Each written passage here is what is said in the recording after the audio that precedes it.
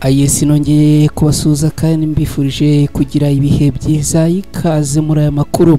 Uyu munsi turi kuwa mbere ni tariki 16 Kamena muri uyu mwaka wa 2025 na makuru tugiye kwinjiramo rero araza kwibanda cyangwa kwitsa mu burasirazuba bwa Repubulika Iharanira Demokarasi ya Kongo. Muri aya makuru turababwira yuko hongeye kubura imirwano ikomeye hagati y'ihuriro ry'ingabo zirwana ku ruhande rwa leta ya Kongo n'abarwanyi b'intare za Sarambwe ni muri Kivu y'Amajyaruguru muri Repubulika Iharanira Demokarasi ya Kongo. Turaza kurebera hamwe ibice imirwano irimo kuberamo. Turaza kandi kubabwira ko ababarirwa mu magana biciwe mu bahahoze hatuwe n'abanyamurenge bikaba byaciye gikuba ndetse kandi bikaba byabaye inkuru y'incamugongo. Turaza kurebera hamwe icyo Vital Kamerhe perezida w'inteko ishinga amategeko muri Repubulika Iharanira Demokarasi ya Kongo yatangaje kuraba abanyakwigendera. Ibi turaza kubyinjiramo ku buryo burambuye. Muri Repubulika Iharanira Demokarasi ya Kongo leta yahaye igisirikare cyayo FARDC indege ebyiri zo kurwanya abarwanyi b'intare za Sarambwe. Ibi nabyo turaza kubyinjiramo ku buryo burambuye. Turaza kandi kubabwira ko ubwicanyi bwabereye mu Burundi ku banyarwanda, abanyekongo nabo ngo bahahuriye n'ibibazo bikomeye cyane. Ibi turaza kubyinjiramo ku buryo burambuye. Nabyo turaza kandi kugaruka kuri Bwana Constant Mutamba amaze gushyirirwaho itangazo y'uko atagomba kurenga imbibi z'umujyi wa Kinshasa. Ese ibi biragana hehe? Uyu mugabo ibintu bikomeje kumubana umuriro wotsa. Turaza kunyarukira no mujyi wa Uvira ni muri Kivu y'Amajyepfo muri Repubulika Iharanira Demokarasi ya Kongo. Turebe uko ibintu byifashe.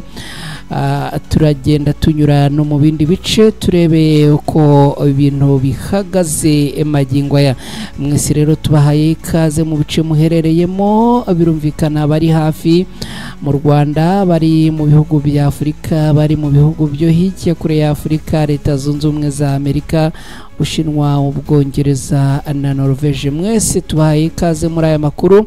Reka angaruke mu kanya tuyinjiramo ku buryo burambuye.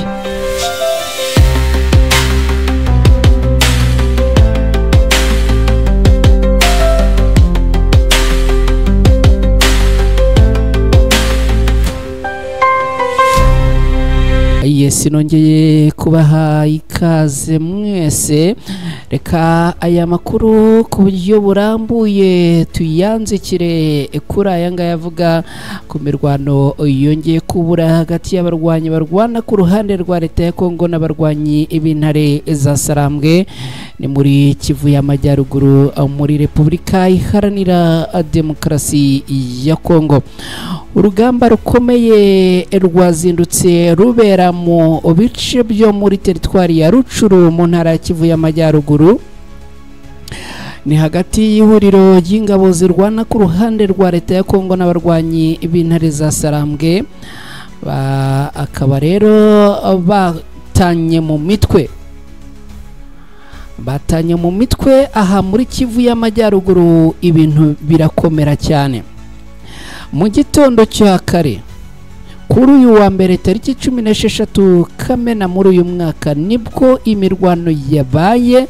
Ikaba ari imirwano yari remereye cyane aho yari ihanganishije n'ubundi abarwanyi barwana ku mpande zombi, ndetse muri iyi mirwano ngo hagaragayemo abasirikare benshi b'igisirikare cy'u Burundi ndetse kandi ngo n'imitwe ya Wazalendo na FDLR ngo kuby'akarusho kandi ngo muri iyi mirwano hagaragayemo n'imbonerakure zituruka mu ishyaka riri ku butegetsi mu gihugu cy'u Burundi, ni ishyaka ya CNDD-FDD. Amakuru ava muri ibi bice avuga ko iyi mirwano yabereye mu duce twa Busumba na Abukuba n'uduce duherereye mu birometero bigera ku 10 uvuye muri centre ya Mweso, ni muri groupement ya Bukombo, muri sheferi ya Bwito ho muri territoire ya Rucuru muri Kivu y'Amajyaruguru. Amakuru kandi atandukanye aragaragaza ko humvikanye urusaku rw'imbunda ziremereye n'izoroheje kuva mu masaha ya mu gitondo saa 12 kugeza saa 3 za mu gitondo. Iyi mirwano yatumye abaturage benshi baturiye utu duce baduhungamo ku bwinshi berekeza mu bice bya Buhumbira no mu bice byo muri territoire ya Masisi haturanye na Rucuro harimo kuberamo iyi mirwano. Urugamba rwabaye kuri uyu munsi ruje rukurikira urundi rwabaye mu cyumweru gishize, aho kandi iri huriro y'ingabo zirwana ku ruhande rwa leta ya Kongo zari zagabye ibitero ku barwanyi b'intara za Sarambwe nk'uko n'ubundi babikoze kuri uyu wa mbere, bikarangira n'ubundi bakubiswe inshuro kimwe nuko byabagendekeye ku nshuro yabo ya mbere. Ibijyanye rero na ripoti zavuye muri iyi mirwano, ikintu cya mbere nababwira nuko abarwanyi b'intare za Sarambwe abahafatiye imbunda zibarirwa muri 11, imbunda 11 zose zafashwe. Aha kandi hatoraguwe n'amasasu menshi, ikindi kandi ngo havanwe n'amagrenade. Aba barwanyi bo ku ruhande rwa leta ya Kongo ngo bahatakarije ibikoresho byinshi, biravuga yuko ngo hari n'ibikoresho byo mu bwoko bwa radari cyangwa jimeri nabyo byatoraguwe muri iyi mirwano. Ni mu gihe kandi ngo n'ubundi bahakomerekeye ari benshi, dore ko iyi mirwano ngo uko yakabaye irimo abarwanyi benshi ngo hamaze gukomereka abagera kuri 14 bose.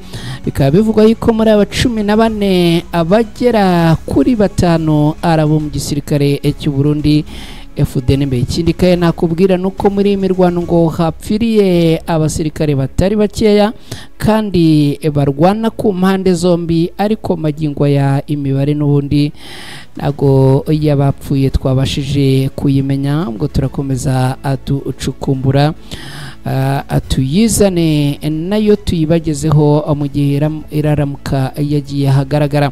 Biravugwa ko mu cyumweru gishize iyi mirwano yabereye Katsiro mu gice cyaho giherereye ahegereye ibitaro, ndetse ngo ibi bitaro byagizweho ingaruka zikomeye z'iyi mirwano kuko ngo byituweho n'ibisasu bikaza gusenya zimwe mu nkuta zigize ibi bitaro. Aha rero uretse kuba ngo ari imirwano n'ubundi yari ikomeye, kandi akaba ari imirwano ngo yakomerekeyemo abatari bakeya, ni imirwano ngo yaranzwemo n'intwaro zoroheje n'iziremereye, aho muri iyi mirwano ngo harashishijwe na za mbunda zirasa amasasu menshi icyarimwe. Ikindi kandi aha muri ibi bice ngo hongeye gukoreshwa imodoka z'intambara izi bamwe mukunze kwita brand.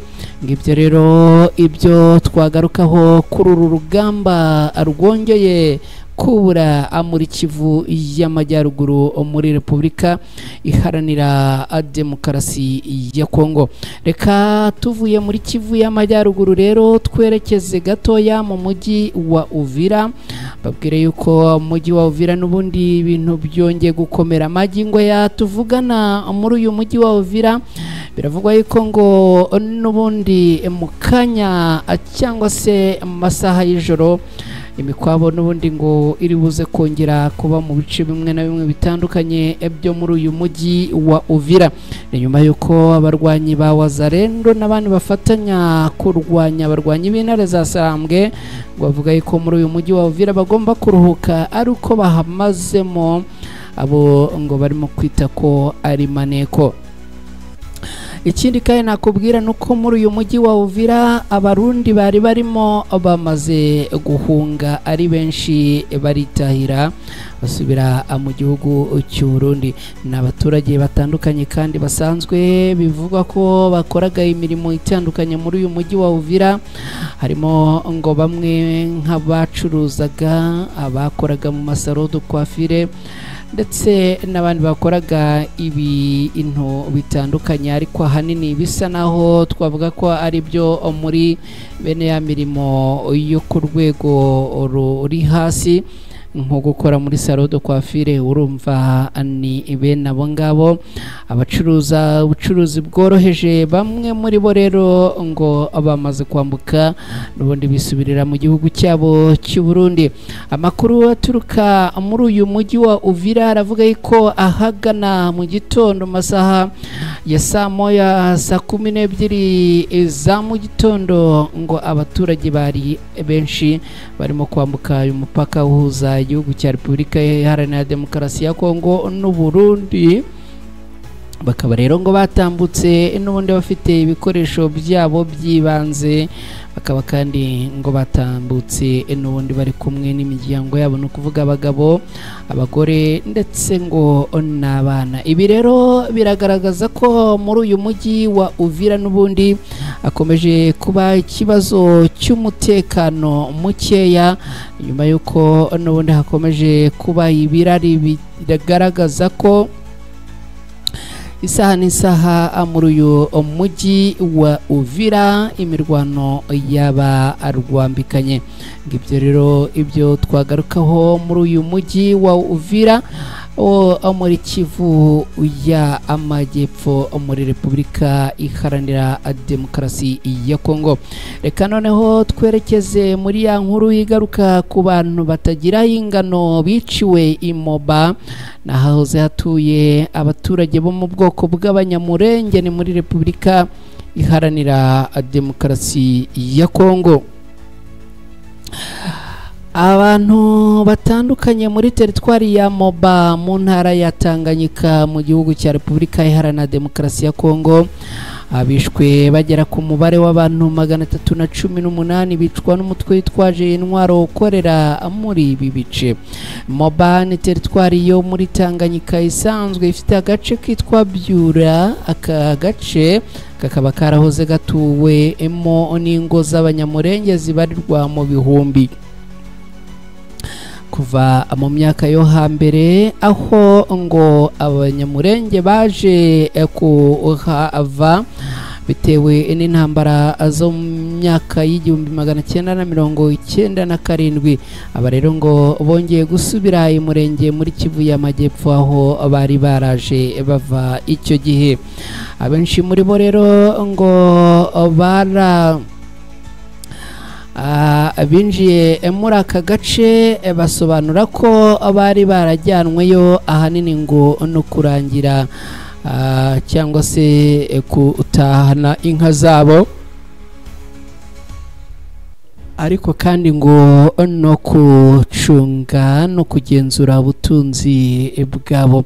Abanyamurenge basanzwe ngo bazwiho ibikorwa by'iterambere kurusha abandi batuye muri ibi bice.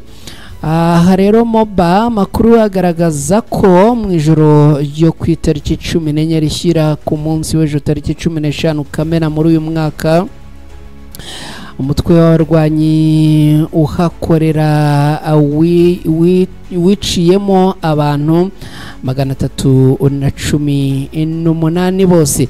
Ni amakuru yashyizwe hanze bwa mbere n'umuyobozi mukuru w'inteko ishinga amategeko ya Kongo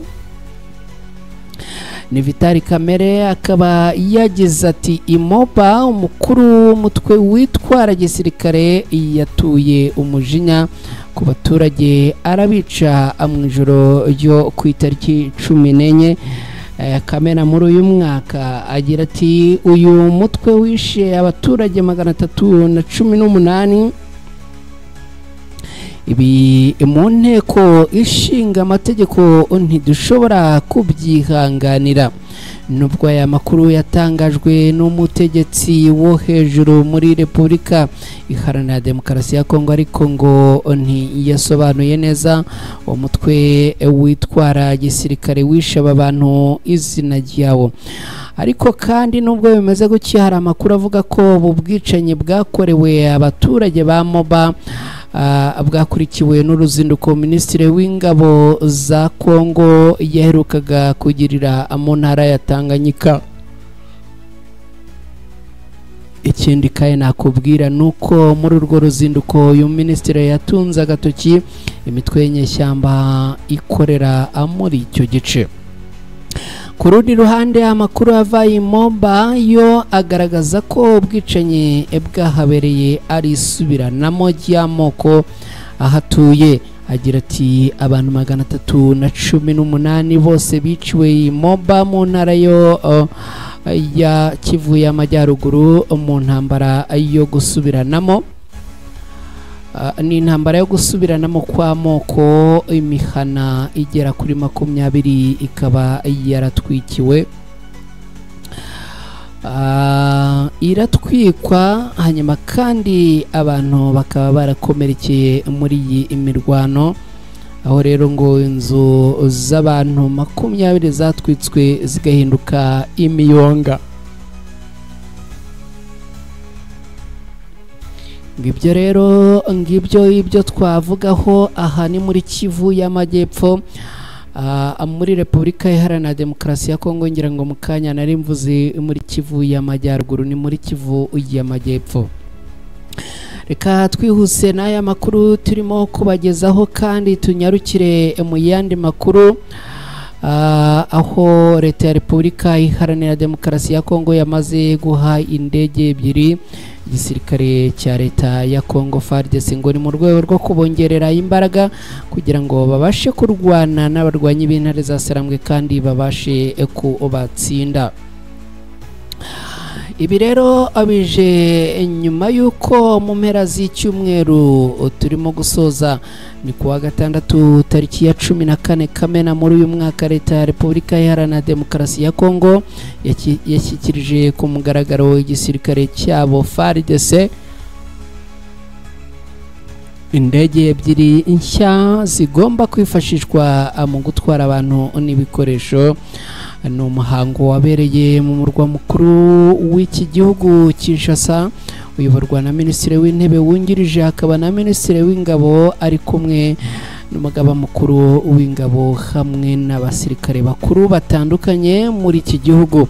Izi ndege zahawe amazina y'abasirikare b'intwari bagira cyangwa se bagize uruhare rukomeye mu mateka y'igihugu, ari bo Generali Makere Yeko Bongungu na Generali Murumba Nyunye.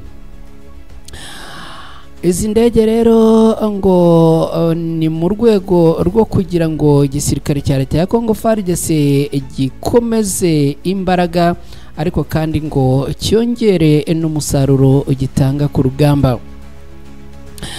Ngo gushyira amazina y'aba bagabo rero kuri izi indege ngo ni uburyo bwo kubibuka no kubaha icyubahiro bitewe n'ubwitange ngo bagaragaje mu gihe bari bakiri mu mirimo yabo muri iki gihugu cya Repubulika Iharanira Demokarasi ya Kongo.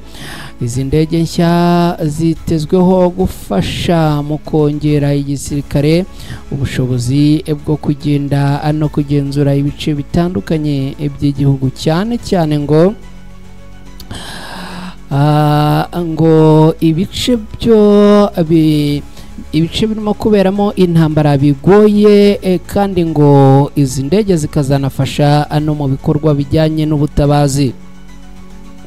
Binyuze muri gahunda, leta ivuga ko ishaka gushyira imbaraga mu kongera ubushobozi bw'igisirikare cyabo FARDC ku ruhande rurebana n'ibya gisirikare, ariko ngo no mu mikorere ya buri munsi. nk'uko bitangazwa n'inzego za leta zishinzwe umutekano, izi ndege ngo zizagira uruhare rukomeye mu gutwara abasirikare, mu guhuza ibikorwa hagati y'amazone atandukanye, ariko ngo no mu igenzura rya hafi y'ubutumwa bwa gisirikare ku butaka bunini bw'iki gihugu cya Repubulika Iharanira Demokarasi ya Kongo. Ibi byose bigaragaza impinduka leta ya Kongo irimo gushyira mu bikorwa mu rwego rwo gushyigikira no kongerera ubushobozi igisirikare cya Repubulika Iharanira Demokarasi ya Kongo, cyane cyane muri ibi bihe leta ihanganye abyo umutekano mukeya na abarwanyi b'intare za Sarambwe. Reka rero n'ubundi iyi nkuru nayo tuyisubikira ahangaha, ubwo tuzagenda tureba kandi tumenya iby'aba bantu. Mu gihugu cy'u Burundi ni mu majyepfo y'u Rwanda, ese ibintu byifashe gute? Impunzi y'umunyarwanda yishwe, hanyuma abandi bari kumwe nawe hafatwa umwe, abandi baratoroka. Impunzi y'umunyarwanda y'imyaka 33 yishwe nyuma yo guterwa icyuma hafi y'inkambi y'impunzi ya Kavumu. Impunzi 3 z'abanyekongo zatawe muri yombi mu rwego rw'iperereza kuri ubu bwicanyi bwakozwe mu bihe bitandukanye, ariko kandi ngo bikaba byarabaye akabarore mu ijoro ryo kuwa 11 Kamena muri uyu mwaka w'2025. Uyu mwana wahohotewe yitwa Yusefu, yagabweho ibitero n'abarwanyi. Hanyuma rero ibi byabereye hafi y'ikigo cyitwa ku Muheto. Amagambo cyangwa se abatangabuhamya benshi bavuze kuri iki gikorwa bavuze ko uyu musore yaratashye yavuye ku kazi, hanyuma rero ngo akaza kugabwaho ibitero n'abantu b'abagizi ba nabi. Nyuma yo gukubitwa no guterwa icyuma, yahise ajyanwa mu bitaro bya Ruyigi, ari naho yapfiriye nyuma y'amasaha makeya ibi bibaye. Ibintu bibabaje cyane. Umwe mu nshuti ze nawe w'umunyarwanda utashatse ko imyirondoro ye ijya ahagaragara yagize ati Yusefu yari umuntu utuje, ubahwa na bose, yakoranaga umwete kugira ngo yikure mu bibazo byo bukene, ubugingo bwe buruhukire mu mahoro. Turasaba ubutabera. Reka twihute n'aya makuru, dore ko amakuru n'ubundi tuba twifuza kuyabagezaho neza. Hanyuma kandi mu gihe wageze hano tuguhaye ikaze, tunagusaba ariko ko niba wageze hano terekaho like yawe. Ndumva nifuza kubona like zizamuka, ndifuza kandi kubona subscriber zizamuka zikaba nyinshi. Ndagushimiye cyane rero, ariko mbere yo kugira ngo tugere ku musozo, reka turebere hamwe n'iyi nkuru yigaruka kuri Minisitiri Mutamba. Uyu ari mu mazi abira, dore ko noneho yamaze kubuzwa kurenga imipaka za Kinshasa. Umushinjacyaha mukuru mu rukiko rusesa imanza muri Repubulika Iharanira Demokarasi ya Kongo yakumiriye Minisitiri w'Ubutabera muri iki gihugu ni Bwana Constant Mutamba, amubuza kudasohoka mu mujyi wa Kinshasa atabiherewe uburenganzira. Firmine Mvonde n'uyu mushinjacyaha yemeje ko yafashe iki cyemezo mu itangazo yashyize ahagaragara rigenewe umuyobozi mukuru w'urwego rushinzwe abinjira n'abasohoka. Minisitiri Constant Mutamba yabujijwe kudasohoka mu mujyi wa Kinshasa nyuma y'amasaha make inteko ishinga amategeko y'iki gihugu itoye umwanzuro w'uko Mutamba ashyikirizwa ubutabera kugira ngo aburanishwe ku cyaha cyo kunyereza umutungo ugenewe abaturage muri rubanda. n'ibyaha rero uyu mugabo ngo ashinjwa ndetse kandi ngo n'icyaha gifitanye isano n'amamiliyoni 19 y'amadolari yaragenewe kubaka gereza ya Kisangani yo mu ntara ya Chopo muri Repubulika Iharanira Demokarasi ya Kongo. Bikaba rero bivuga yuko ngo uyu yaba yarayashyize mu mifuka ye. Byitezwe ko mbere yo gutangira kumuburanisha Minisitiri Constant Mutamba agomba kubanza kwegura ku kazi ke. Reka mbashimire cyane rero muri aya makuru twari tugarutsemo, muri izi update twari tugarutsemo. Ni update n'ubundi zagarukaga mu bice bitandukanye bya Repubulika Iharanira Demokarasi ya Kongo. Mbifurize kugubwa neza, mbifurize ubuzima bwiza, hanyuma ubundi bisigaye Imana iduhane umugisha.